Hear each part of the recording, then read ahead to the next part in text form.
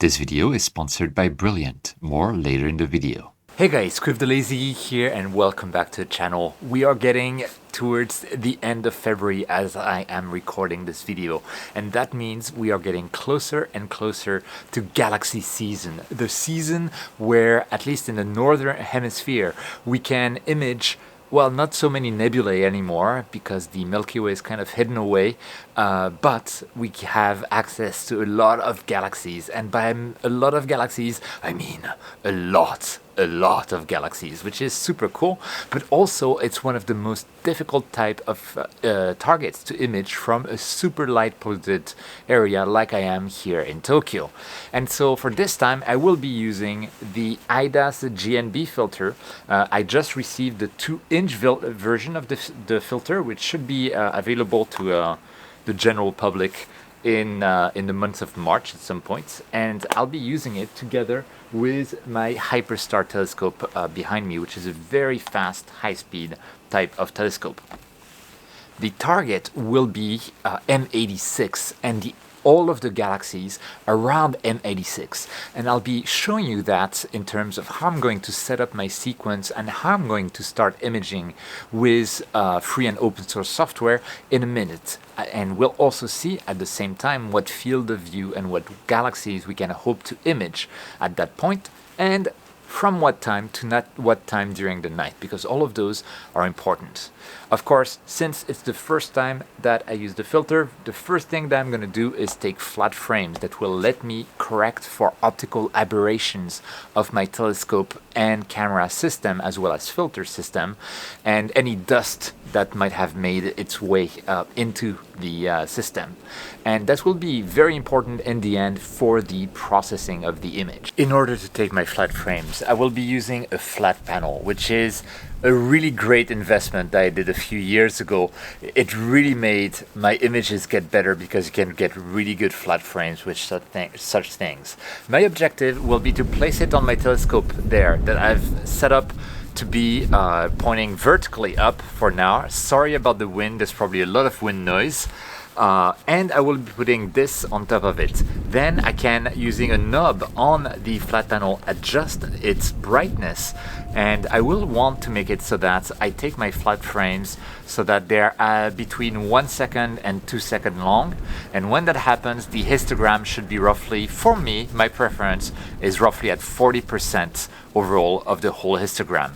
There is a functionality in the free software that I use, Nina, called the Flat Wizard, that will let me achieve that very precisely. So I'll do that, and then I'll see you back inside for the actual setting up of the target sequence to actually capture the set of galaxies that we want to capture. But let me finish my flats first because it's really cold outside and I'm freezing my fingers off. I am now back inside and I am remote controlling the little tiny PC that I have sitting on top of my telescope. And the software, Nina, which we have open right now for nighttime imaging and astronomy, is free and open source and is currently connected to my astrophotography camera, which is cooled to -10 degrees to avoid thermal noise. I've connected it to a manual filter wheel, which is a fake filter wheel, but it basically lets me tell Nina which filter I'm currently using, and Nina will embed this information in the image files that it saves, which can be very useful when stacking across multiple filters in software like PixInsight or Deep Sky Stacker. And currently I've set it and I told it, yep, I'm using the GNB filter. And we have the focuser that is also connected along with the telescope, so I can slew to any location in the sky, and the guider, so we can guide fairly precisely. Although, as you heard earlier in the video, there is a lot of wind tonight, so I'm not very hopeful that we'll be able to get very steady exposures, but you know, fingers crossed, we never know. Now, the thing that I already did is I pointed the telescope to a random point in the sky. And now what I want to do is basically frame my target. And for that, I'm going to use the framing wizard of Nina. In here, if you can put in the name of an object, for me it's M86, and it will fill in the coordinates and you can load the image. There's multiple databases that the image can be loaded from. I use this one because it is really fast, and we can see the breadth, like all of those galaxies that we can image. And we can immediately see that with my field of view, I'm not going to get a spectacular image, but I am going to get an image with a ton of galaxies, which in and of itself, I think is a lot of fun. Now, one of the things that we don't know, we know that the center of our frame will be this, but we don't know how the camera is rotated. It could be like this, it could be like that. And depending on the angle of rotation, for example, this galaxy might be included or not.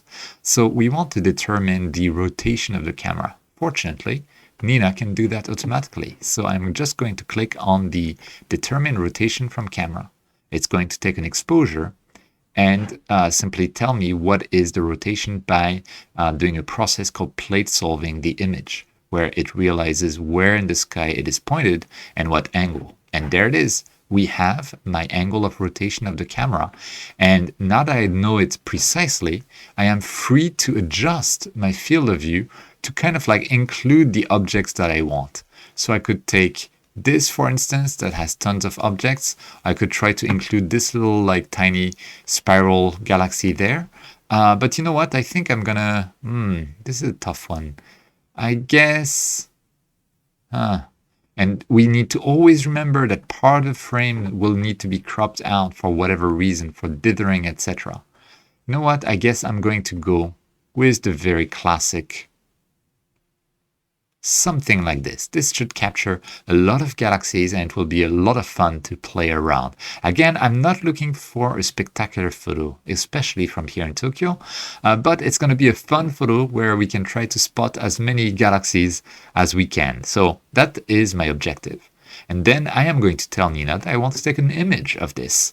Now you can also see that automatically I know the green place there, the green curve, is the my roof, effectively, like the obstructions from my roof balcony.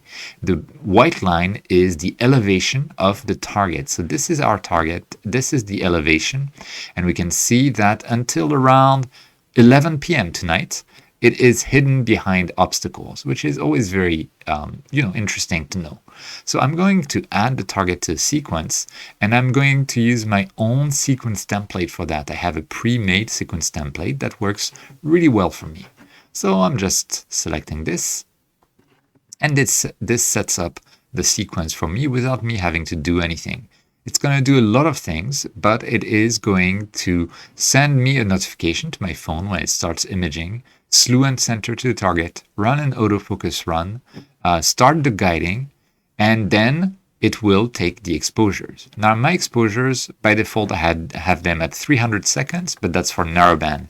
In Tokyo, in broadband, even with the GNB, 30 seconds is probably the most I can do. I also want to loop until the target is, until dawn actually, right? So instead of looking at the next target altitude, because I'm not going to image any next targets, I'm just going to tell Nina that I want to loop until time. And so we're going to put that here, and we're going to loop until astronomical dawn. Here it is. So that's going to basically take images of the targets at like all the time. I'm also taking 30-second exposures, so I can afford to probably dither every 5 minutes. Dithering is an operation by which we will nudge the camera a little bit off center, and we repeat that every, for me, 5 minutes in this case, because I take 30-second exposures and I'll be dithering every 10 exposures. And that will let us effectively eliminate any very fixed pattern noise that we could have for whatever reason. And another thing I'm going to add in here is I'm going to add a wait condition.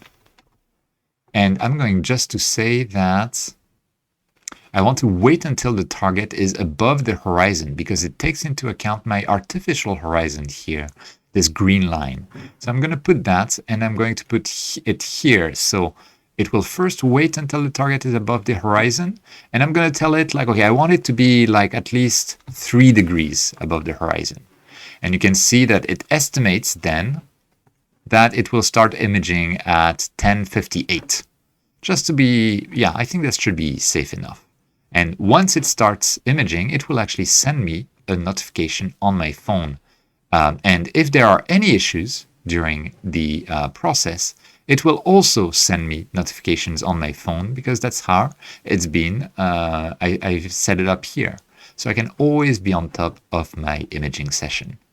Anyway, I'm also going to tell it to start with some templates. So I'm just going to say, okay, we're going to have a basic sequence startup that cools down the camera and unparks the scope. It's already done, so this will not do anything, but it's for my peace of mind. And at the very end, I'm going to put my own user template, the sequence end, which will disconnect the camera, warm it up, and park the scope. Very interesting thing. And also tell me like, okay, we're done with the imaging. So this is going to be sending a notification to my phone, so that when I wake up tomorrow, I'll be able to see this notification and know that everything was peachy. And that's pretty much all there is to it. Now I can just click the play button and my fully automated setup will just do everything for me, and I can go to bed. And you know what? That's exactly what I'm going to do, and I'll see you tomorrow. And the following morning, it is the greatest feeling to get this notification that the imaging is done on your phone, and I can just climb up the stairs to go and check on my rooftop to see if my telescope is fine. Fingers crossed.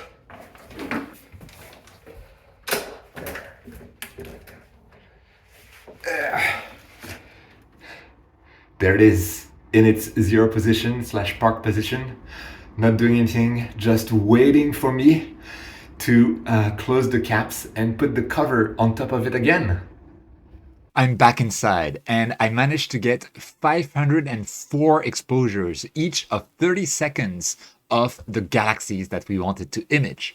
So the time has come for me to stack all of those exposures together, where we use statistics to take the average and remove outliers, that kind of stuff.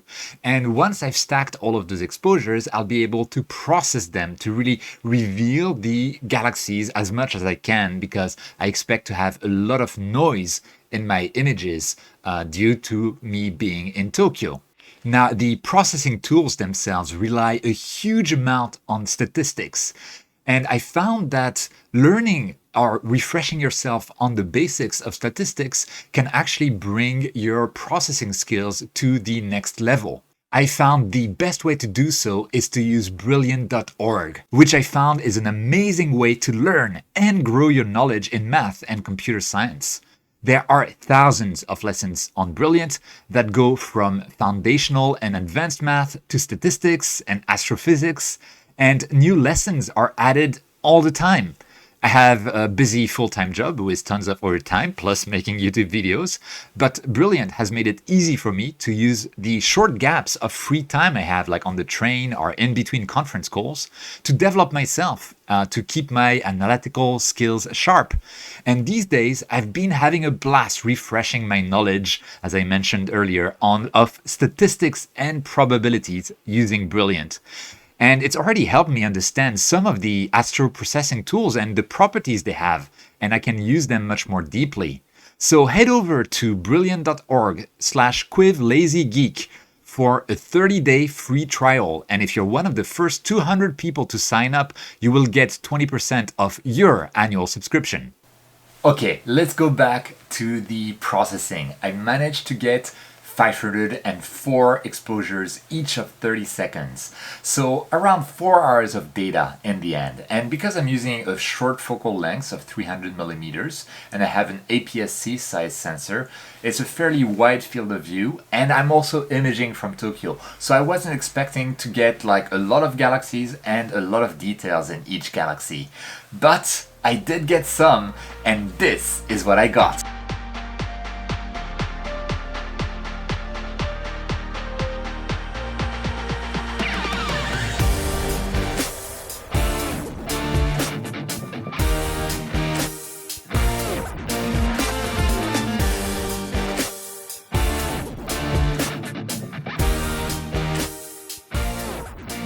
Here is the image, and obviously we can see quite a few galaxies, like 1, 2, 3, 4, 5, 6, 7, 8, 9, 10, 11, 12, 13, and it keeps going and going, and that's a lot of fun. If I zoom in, I can see details within each galaxy. Like this galaxy is kind of like misshapen and has kind of like a black band here. There's a galaxy here, there's a galaxy there, there's a galaxy here, there's a galaxy there, there's something, whatever that is here.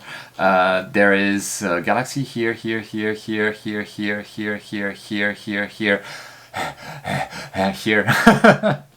So many galaxies in this single frame, and some have quite a bit of details. Like we can see the details of the spiral arms of this galaxy here. There's another cutie here, like this cute galaxy. Look at this, isn't that super cute? And again, this is not an awesome image, but this is I'm gonna say it's not a beautiful image, but like you don't look at it and go wow. But once you look into the details, look at this edge-on galaxy and this spiral galaxy here. Don't look at my bad collimation.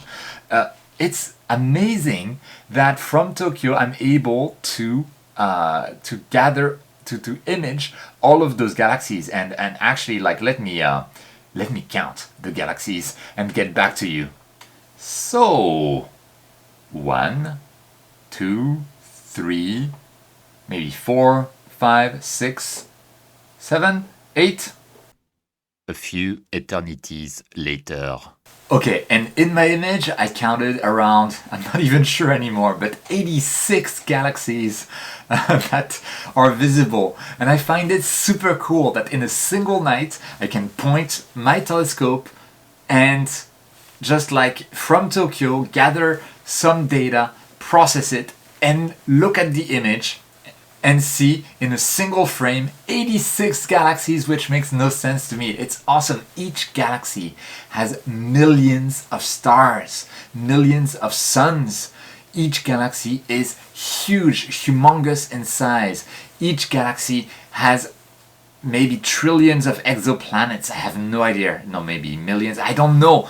But each galaxy is a huge amount. It's like I don't know, I can't even express it at all. It's like not as much of course as as the Hubble deep field, but it's like a lot of galaxies to be capturing from Tokyo, and each of those has a crazy amount of stars, has a crazy amount of planets, has a crazy amount of stuff going on, has black holes and supernovae and nebulae, and isn't that completely mind-boggling? And also mind-boggling that we live in an age where we can take pictures of galaxies like that with amateur equipment. It's mind blown. I mean, it's like I'm used to it by now, but still I'm floored, always floored by this, and I hope that you are too.